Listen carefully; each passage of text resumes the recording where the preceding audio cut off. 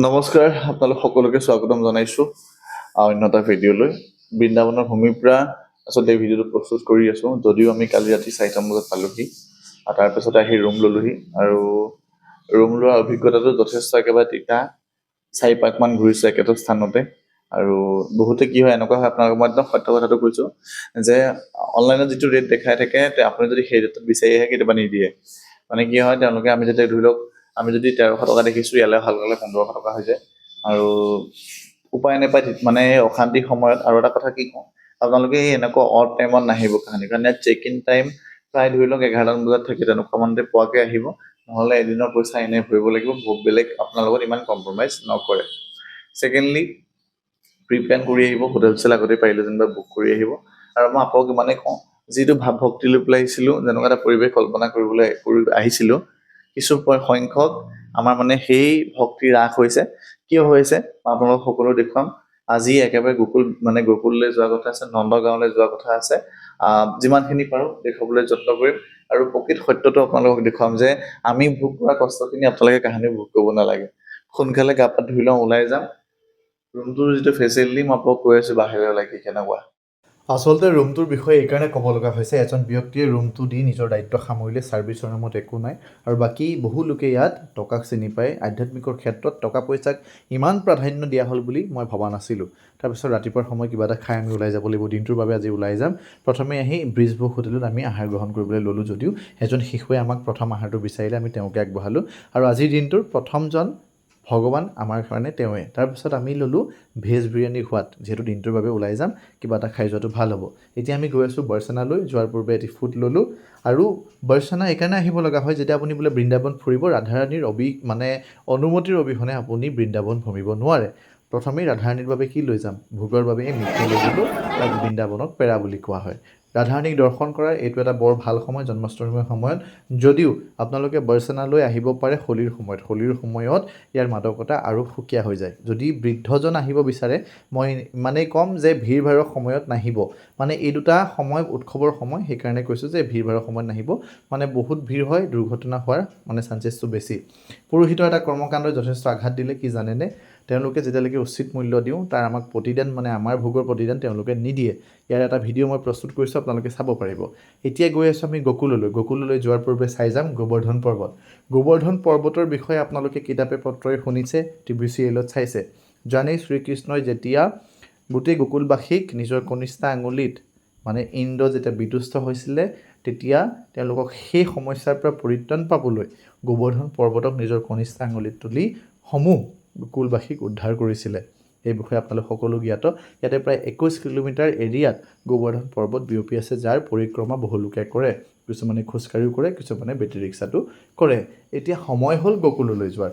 আমি গকুললৈ গৈ আছোঁ, আৰু আমি আজি এখন বাইক বুক কৰিছিলোঁ, যি 2000 টকাত আমাক গোটেই সম্পূৰ্ণ দৃশ্যখিনি দেখুৱাব বুলি কৈছিলে।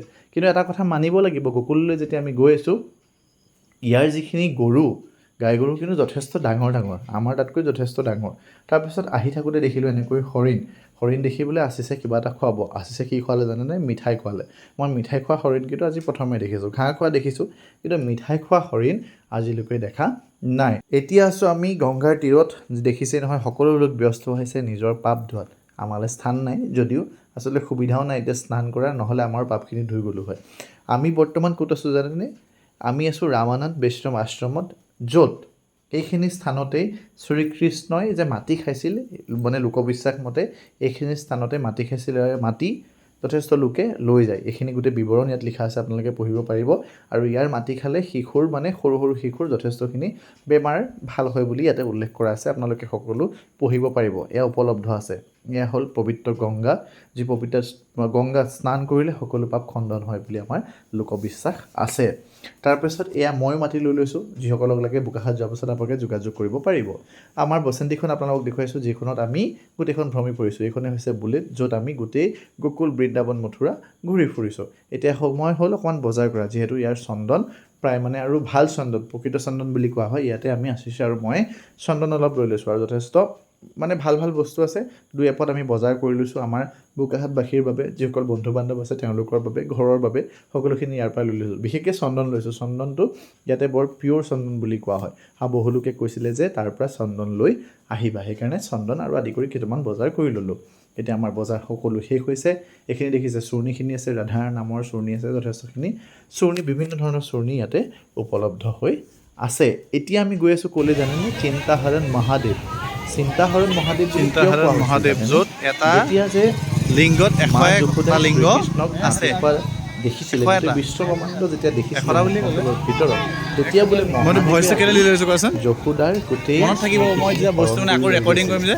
তাৰপিছত তেতিয়া মনত যশোদাৰ থাকিব একো মানে স্মৃতি তেওঁ মনত নাছিলে সেইকাৰণে চিন্তাহৰণ মহাদেৱ বুলি কোৱা হয় এতিয়া আমি গৈ আছোঁ নন্দ ভৱন বা যাক 84 খাম্মা বা বলোৰামৰ মন্দিৰ বুলিও কোৱা হয় যিহেতু আমি গকুলত আছোঁ আৰু গকুলৰ ৰজা কাক কোৱা হয় জানেনে বলোৰামক কোৱা হয় আৰু বলোৰামৰ মন্দিৰত যথেষ্ট ইতিহাস জড়িত হৈ আছে তাত 84টা খাম্মা মানে স্তম্ভ আছে বুলি কৈছে যাৰ 4টা স্তম্ভ মানে ব্ৰহ্মাই নিজে স্থাপন কৰিছে ইয়াৰ সবিশেষ জানিবৰ বাবে ইয়াৰ পাছৰটো ভিডিঅ' আপোনালোকে চাব তাতে সকলোখিনি তথ্য উপলব্ধ হ'ব কিন্তু ইয়ালৈ কিয় আহিব লাগে জানো আহক तो स्थान है यहाँ आने का क्या कारण है यहाँ आने का एक विशेष कारण है क्योंकि यहाँ कृष्ण के बड़े भैया बलदाऊ जी का जन्म हुआ है कृष्ण भगवान का जन्म तो मथुरा में हुआ लेकिन बलदाऊ जी का जो जन्म हुआ वो गोकुल में हुआ নন্দ ভৱনৰ ওপৰত মোৰ আৰু এটি ভিডিঅ' প্ৰস্তুত হ'ব আপোনালোক সকলো জড়িত হৈ থাকিব যিহেতু নন্দ ভৱনৰ বিষয়ে বা বলোৰামৰ মন্দিৰৰ বিষয়ে জানিবলগীয়া বহু কথা আছে আৰু দাদাজনে বৰ সুন্দৰকৈ বুজাই দিয়ে কিয় আহিব লাগে নন্দৰ গৌশালাৰ বিষয়ে আপোনালোকক জনাম সকলো তথ্য এটা এটাকৈ আপোনালোকক জনাবলৈ যত্ন কৰিম আজি আচলতে মোৰ ফোনটোত বৰ বেছি চাৰ্জ নাই কাৰণে আপোনালোকক আগলৈ লৈ যাব নোৱাৰোঁ আজিলৈ সামৰিছোঁ যিহেতু ইয়াৰ পাছত আমি কৃষ্ণৰ জন্মস্থলীলৈ যাম জন্মস্থলীত কি পৰিৱেশ হয় সকলোখিনি দেখুৱাবলৈ মন আছিল যদিও ফোনত চাৰ্জ নথকাৰ বাবে আজিলৈ সামৰিছোঁ যিসকলে ইমান ধৈৰ্য্যৰে চাইছে তেওঁলোকক ধন্যবাদ জনাইছোঁ ফ'ল' আৰু ছাবস্ক্ৰাইব কৰিবলৈ একেবাৰে নাপাহৰিব